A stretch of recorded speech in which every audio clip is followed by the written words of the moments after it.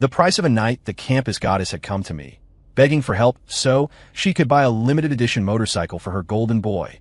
Her eyes were red, tears streaming down her face like a tragic heroine in a movie. Silas, please. If you just lend me $7,000, I'll do whatever you want. Watching her act so pathetic for another man didn't break my heart. Instead, it felt ridiculous. Fine, since she was walking right into it, why should I play the saint?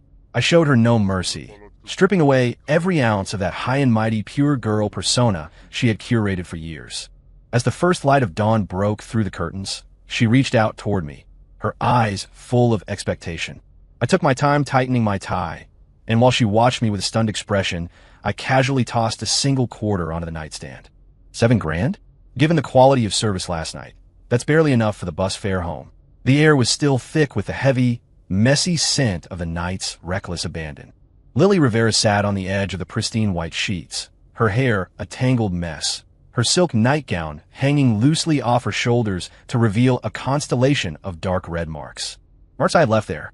Even now, her pale, stunning face held a post-intimacy flush, mixed with utter, bone-deep shock. Silas, what the hell is this supposed to mean? Her hand trembled as she picked up the quarter from the nightstand. 25 cents. It was a piece of pocket change I'd pulled from my jeans before getting dressed. In the morning sun, the silver coin gave off a cold, metallic glint, looking like the punchline to a cruel joke. I stood before the full-length mirror, slowly adjusting my cufflinks. The man in the reflection looked indifferent, his lips curled into a faint, mocking ghost of a smile.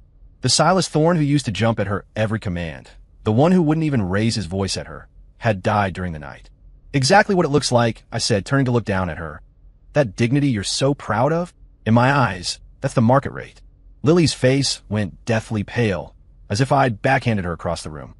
She gripped the coin so hard her knuckles turned white, her voice rising to a shrill peak. Silas, you prick. If you didn't want to lend me the money, you could have just said so. Why would you humiliate me like this? Last night you promised me. You said if I stayed, you'd give me the money. I let out a soft chuckle and walked over to the bed. Lily instinctively flinched away, a flicker of genuine fear in her eyes. Look at that. Was this her version of love? Even her reflexes were programmed to avoid me. I leaned down, gripping her chin and forcing her to look me in the eye.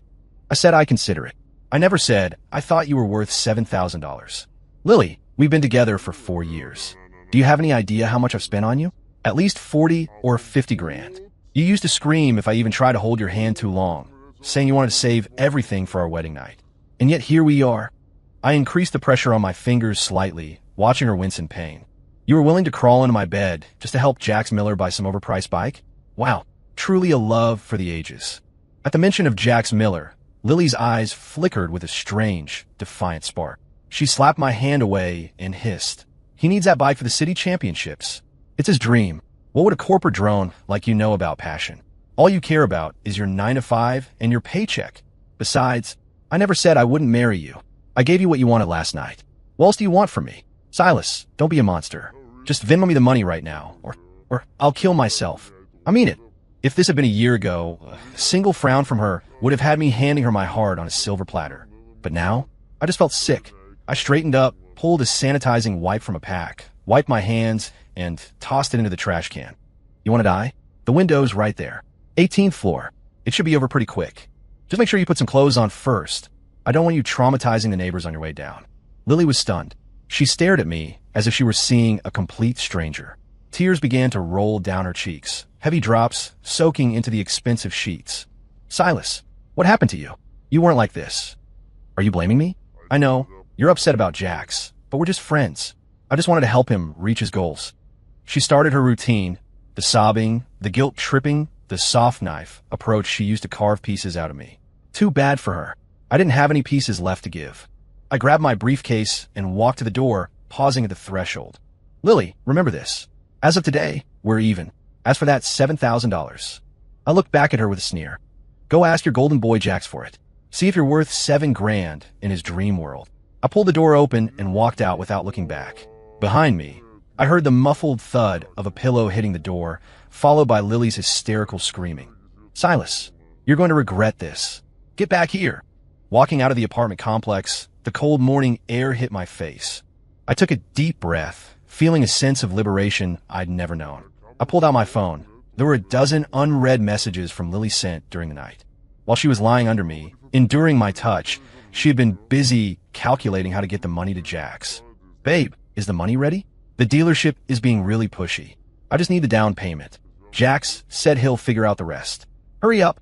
I'm doing this for you, remember? Looking at the words now, the irony was suffocating. I swiped the screen and tapped on a pin conversation. The contact was saved as the old man. Probation period is over. When are you coming back to the firm? The board members are dying to meet the heir. I typed back a short reply. Give me 2 more days. I have some trash to take out first. I pocketed the phone and headed toward the dusty Porsche Panamera tucked away in the far corner of the parking garage. I'd kept it under a tarp for years to experience the real world. For 4 years to maintain the persona of a struggling young professional. I'd driven a beat-up Toyota Corolla, squeezed onto the L train with Lily, and eaten at Greasy Spoons. I'd even pulled double shifts for 3 months just to buy her that entry-level Hermes bag. Looking back, I was a pathetic fool. As I sat in the driver's seat, the phone buzzed. It was a voice memo from Lily. Her voice was thick with tears and sharpened with venomous hate. Silas, you really did it. You're not giving me the money? Fine. I'll find a way myself. But I'm telling you, I will never forgive you for what you did to me last night. We're over. We're done. I listened to it with a blank face and tossed the phone onto the passenger seat. Breaking up? Perfect. Save me the breath. I cranked the engine, and the roar of the V8 echoed through the empty garage.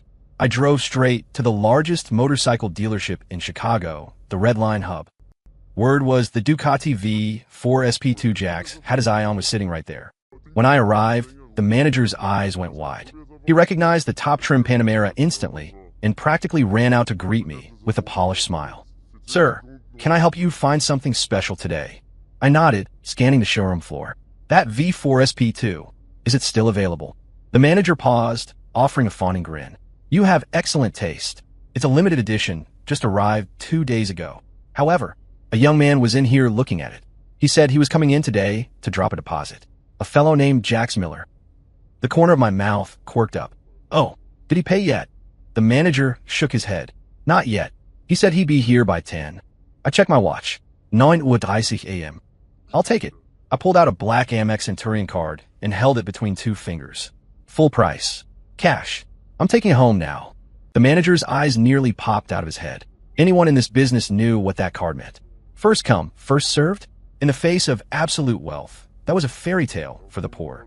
Absolutely. Please have a seat. I'll get the paperwork started immediately.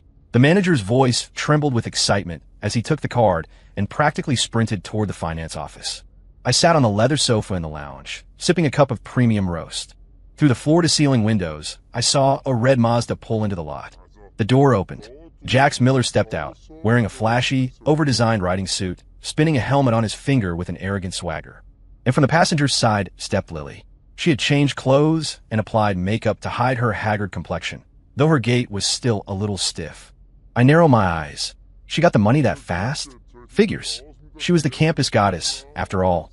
I wasn't the only sucker in her contacts list. But I'd bet anything she hadn't scraped together the full amount.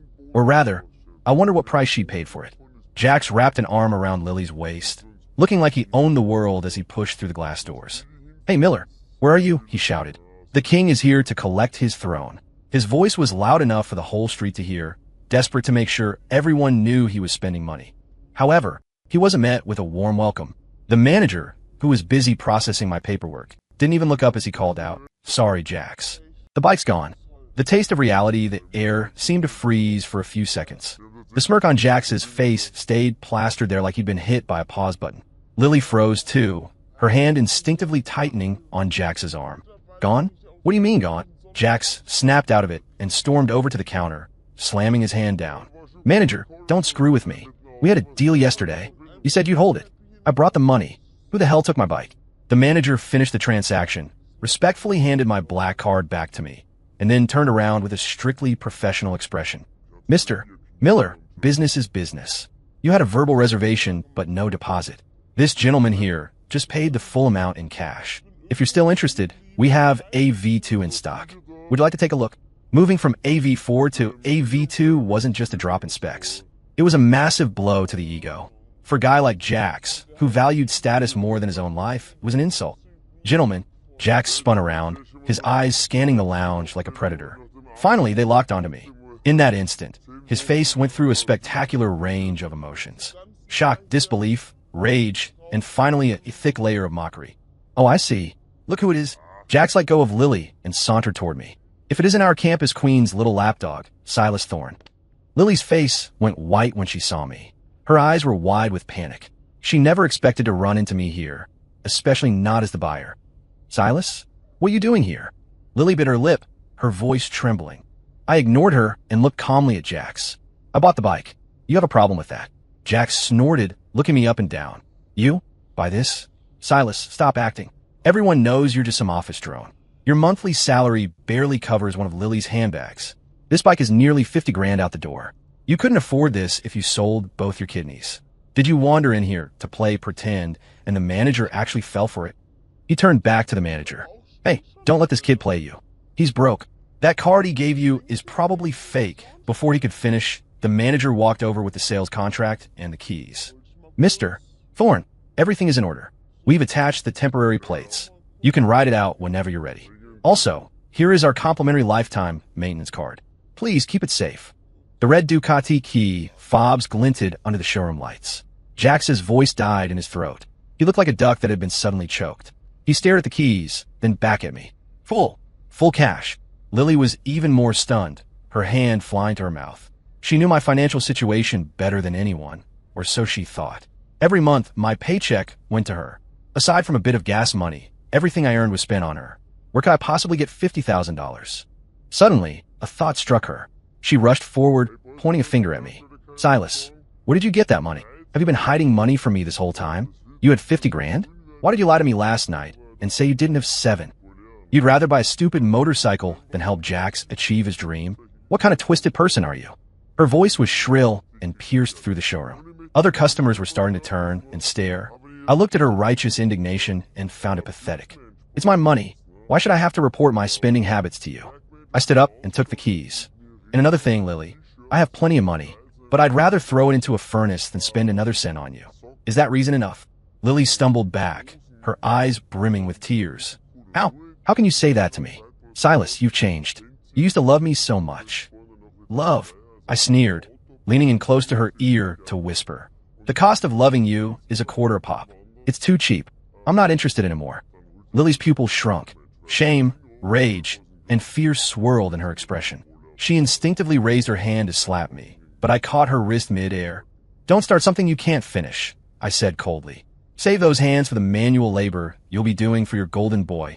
I shoved her hand away and walked toward the red beast parked on the floor. Jax finally recovered his voice.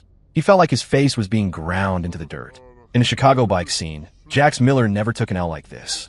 Silas, you're dead meat. You think you can just steal my bike? Jax lunged toward me, but 2 uniformed security guards immediately stepped in his way. In a high-end dealership like this, the security was professional. Mr. Miller, please control yourself, the manager said coldly. Mr. Thorne is a VIP client. If you cause trouble, I'll have to call the police. Jax's face turned a bruised shade of purple, his chest heaving. But he wasn't completely stupid. He knew he'd lose a fight here. He pointed a shaking finger at me. Fine. Silas, you think you're tough. You want to play with me? Just wait. Roads are slippery in Chicago. Be careful you don't end up a grease spot on the asphalt. I slid my helmet on, blocking out his noise. I hit the ignition, and the V4 engine let out a predatory roar that vibrated in everyone's chest. I tilted my head, looking through the visor at the woman I used to treat like a treasure. She was standing next to Jax, clutching his sleeve and trying to explain something, while Jax looked annoyed and shoved her away. The show was just getting started. I eased the clutch out, and the bike shot forward like an arrow. I left behind nothing but a cloud of exhaust and 2 pathetic clowns. I didn't go home after leaving the dealership. Instead, I rode to the heart of the Gold Coast, the executive lounge at the top of the Ritz-Carlton. This was Sloane Sterling's territory. I pushed open the heavy oak doors. Jazz music flowed through the dimly lit space. At this hour, the lounge was nearly empty, except for a woman sitting at the bar in a black slip dress. Her long curls were draped over her shoulders, and she was swirling a glass of neat whiskey. That was Sloane. Hearing footsteps, she turned. Her captivating eyes sparked with surprise. Well, look who it is, she said. The great Silas Thorne, king of the simps. What's the matter? Don't you have a lunch date with your little goddess? She set her glass down and rested her chin on her hand, looking at me with a playful smirk. I tossed my helmet onto the bar and took the stool next to her. Give me something strong, I told the bartender. The man looked at Sloane, and only when she nodded did he start mixing. We broke up, I said simply. Sloane froze, then burst into a fit of uninhibited laughter. Ha ha, finally. God, Silas, should I open a bottle of vintage champagne to celebrate? I told you years ago that girl was a high-level gold digger, but you wouldn't listen. You even blew off the merger marriage your family arranged just to play poor boy to test her true love. So, how'd the test go? I took the drink from the bartender and down a large gulp. The spicy liquid burned my throat, leaving a bitter almond aftertaste. 1/4, I said. Sloane arched an eyebrow. What about a quarter? Last night, she crawled into my bed for $7,000. Afterward, I gave her a quarter. Sloane's expression was priceless. She stared at me for a long beat, then slowly gave me a thumbs up. Bravo, Silas. That is cold, petty, and absolutely satisfying. But her tone shifted, her gaze sharpening. Knowing that girl, she's not going to just walk away. Especially not that Jax guy. He's a bottom feeder. You stole his bike today and humiliated his girl. He's going to look for trouble. I swirled the ice in my glass. I want him to look for trouble. If he doesn't, how am I supposed to bury him? Sloane saw the coldness in my eyes, and her smile deepened. So, the real Silas Thorne is finally back? What do you need from me? I looked at the woman who had grown up with me, the one who had always stayed by my side regardless of my idiocy. Compared to Lily's fake innocence, Sloane's raw ambition and honesty were far more intoxicating. Run a deep background check on Jax Miller. Everything. Bank accounts, history, everything. I pulled a card from my pocket and slid it across the bar. There's a party tonight. I want to use your club. Sloane glanced at the card but didn't take it. She leaned in closer, her perfume filling my senses. The club is yours. But I don't want your money. I want you to promise me one thing. I looked at her red lips, only inches away. What? Sloane reached out and tapped my chest with a manicured finger. Tonight, I'm your date. And if Lily shows up, I wouldn't mind teaching her what it actually means to be untouchable. The party and the truth as I expected, Lily wasn't giving up. By that afternoon, my phone was blowing up with texts. She had switched to a carrot and stick strategy. First, she sent a series of essays, reminiscing about our 4 years together. Everything from saving seats in the library freshman year to our graduation photos. Every line was dripping with, I love you. I was just forced into it. I only did it to save Jax. When I didn't reply, she started the pity party. Silas, I'm literally broke. Jax didn't get the bike, and he can't get his deposit back. He's in a terrible mood and keeps blaming me. My credit cards are maxed out, and my landlord is threatening to kick me out. Can you just send me my allowance for this month? It's not much, just $1,000. Even if it's a loan, please. I'm begging you. I looked at the messages and laughed. Before, as soon as my paycheck hit, I'd Venmo her $1,000 for expenses, pay her credit cards, and cover the rent and utilities. With whatever was left, I'd take her out to dinner and save up for her gifts. And me? I ate at the cafeteria, smoked cheap cigarettes, and hadn't bought new clothes in 2 years. I had pampered her into a life of luxury, and in return, I'd raised a viper. I silenced the phone and tossed it aside. 8:00 p.m. The Velocity Club, the hottest spot in Chicago for trust fund kids and influencers. It was Jax Miller's favorite haunt. According to Sloane's intel, tonight was Jax's birthday party. He'd booked the biggest VIP table, bragging that he was celebrating his new ride. I had changed into a custom-tailored Tom Ford suit that made me look every bit the heir I was. Sloane was on my arm, wearing a deep V black gown and a sapphire necklace that probably cost more than Jax's entire life. She was breathtaking. The moment we walked in, all eyes were on us. Who is that? He looks familiar. Wait, is that Sloane Sterling? The Sterling heiress. Who's the guy? Since when has Sloane Sterling let anyone hold her like that? Amidst the whispers, I walked straight toward Jax's table. He was sitting there with his arms around 2 heavily made-up models, drinking heavily. And shockingly, Lily was there too. She was sitting in the corner like a shamed servant, holding a fruit platter and offering awkward, forced smiles to Jax's friends. When I appeared, Jax froze. Lily dropped a grape, nearly tipping the whole platter. Her eyes locked onto me, then immediately shifted to Sloane. It was that female instinct, a total realization of being outclassed in every possible way. The jealousy and insecurity in Lily's eyes were impossible to hide. Well, look who it is. Silas. Jax pushed the models aside and stood up, his voice dripping with venom. What's the matter? Buy one motorcycle, and suddenly you think you're in our league? This is Velocity, man. Minimum spend here is 5 figures. Does your little piggy bank have enough for a single bottle? His friends burst into laughter. Lily stood up too, looking at me with a complex expression. Silas, why are you here? This isn't your scene. Just go home. She sounded like she was protecting me, but she just didn't want me to see her acting as Jax's doormat. I didn't acknowledge Jax's taunt or Lily's presence. I just snapped my fingers at the server behind me. This table is on me tonight, I said calmly. And bring Mr. Miller an ace of spades dragon set. Let's celebrate his dreams coming true. The club went silent. The dragon set 6 bottles of Armand de Brignac. It was the most expensive package of Velocity, retailing for about $25,000. Jax's face drained of color. He talked a big game, but he usually just hung out at other people's tables or bought a few mid-shelf bottles to look cool. 25 grand? He couldn't pay that if he sold his car. Silas, stop acting like a big shot. Jax growled. You don't have the money for that. I didn't say a word. I pulled out my black card and handed it to the server. Noping. Beep. The sound of the card clearing was crisp and audible even over the music.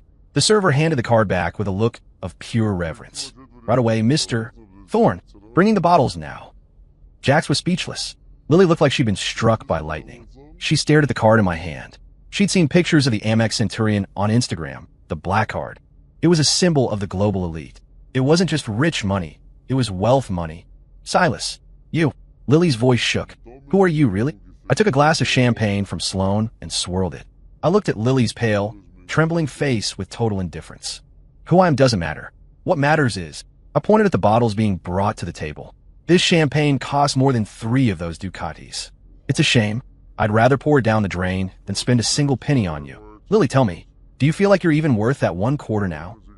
The music in the club was still pounding, but our corner was a tomb. The neon lights swirled over everyone's faces, making them look like caricatures. Jax's friends, who had been laughing a moment ago, were now dead silent, their eyes filled with fear and a sudden urge to suck up to me. The 2 models who had been all over Jax were already scooting away, trying to catch my eye.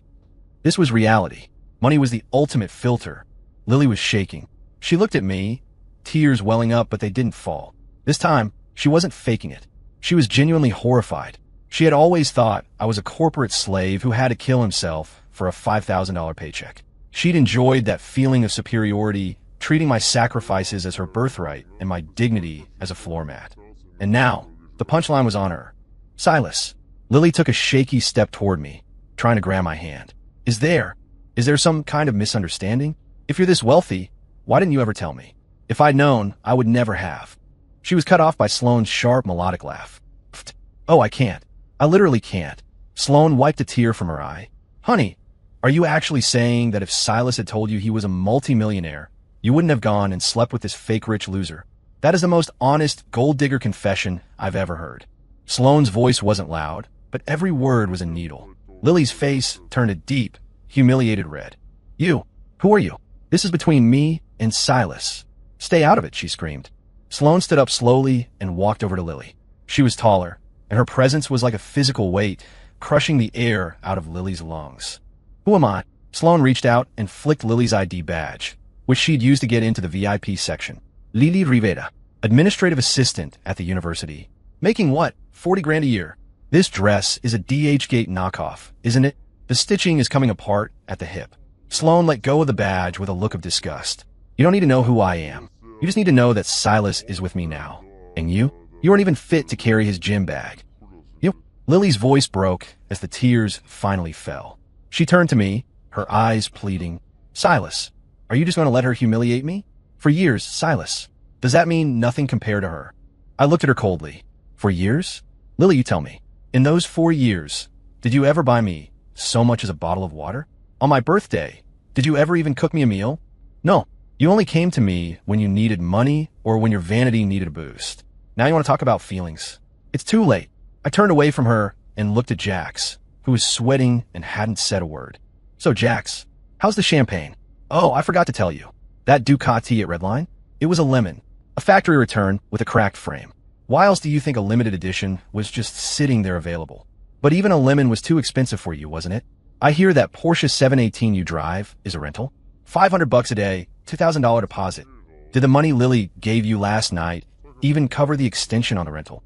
Jax's pupils blown wide. I just strip him naked in front of everyone. You're full of it, he stammered. My family has millions. I don't rent cars. I smiled and pulled out my phone, tapping a file. I mirrored the screen onto the club's giant display above the DJ booth. Jackson Miller, unemployed. Assets, none. Real estate, none. Credit card debt, $45,000. Private loans, $28,000. Multiple police reports for romance, scams, and fraud. The room erupted. Everyone stared at Jax like he was a pile of trash. The aftermath, even the models who were touching him seconds ago, jumped away as if he had the plague. One of them actually spat on the floor. Scumbag. A total fraud. Gross. Jax's face was bloodless. He tried to rush the DJ booth to turn off the screen, but the security guards tackled him to the floor. Lily stared at the screen, her world crumbling. For this man, she had betrayed the person who loved her most. She had sold her body and her soul. It was all for a broke-con artist who was drowning in debt. No, it can't be, Lily whispered, staggering back. She suddenly lunged at Jax, grabbing his collar. Jax, tell me it's a lie. Tell me. You said you were a millionaire. You said we'd go to Paris. You said you'd buy me a house. I gave you everything. I cheated for you. How could you be a fraud? Jax had nothing left to lose. He shoved Lily away with such force, she hit the alcohol-slicked floor hard. Get off me, you bitch, he screamed. Yeah, I lied. So what? You're the one who's obsessed with money. You wouldn't have looked at me if you didn't think I was loaded. And gave me everything? You sold yourself for $7,000 last night. I've never met a woman as pathetic as you. Jax's words were like daggers to her heart. She sat there on the floor, her fake designer dress soaked in spilled drinks and filth. She looked like a stray dog. She looked up through her tears at me, sitting on the plush sofa. I looked back with a face like stone. To me, she was just a stranger now. Silas. She reached out a hand toward me, like a drowning person reaching for a straw. Help me. Please take me home. I know I messed up. I really know it now. I'll love you for real this time. I'll do anything.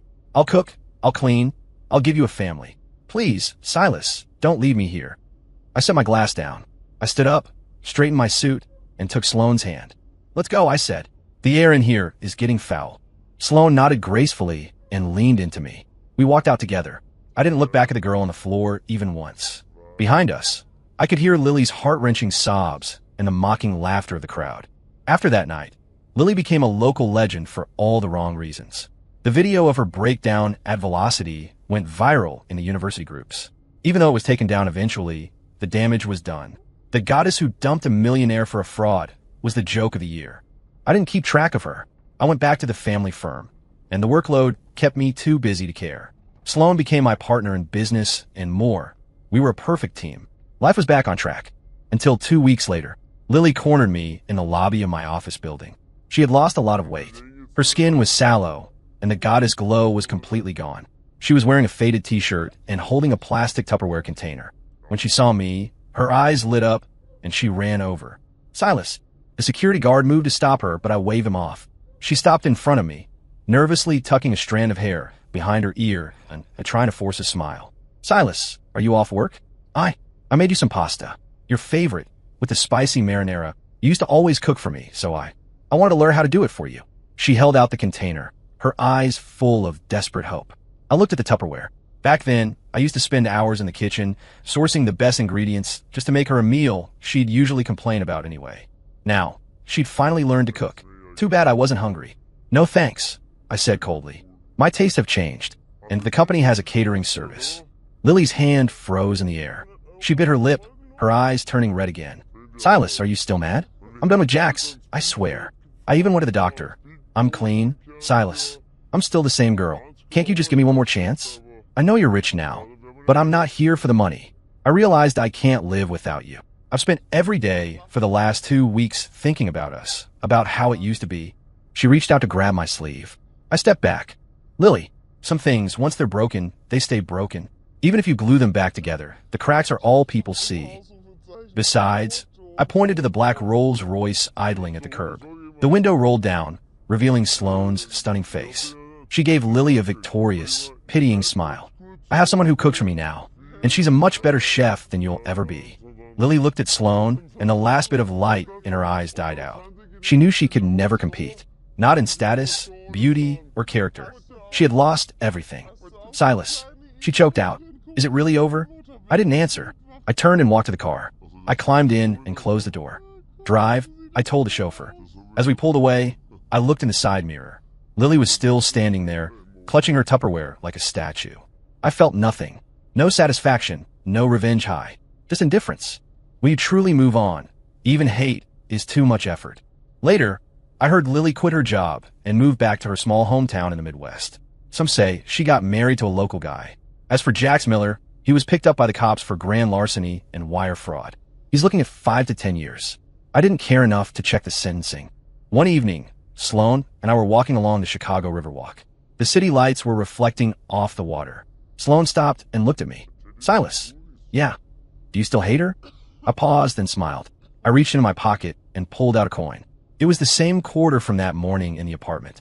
I kept it as a reminder of the man I used to be. I flipped it into the air, a silver arc against the night sky. Plop!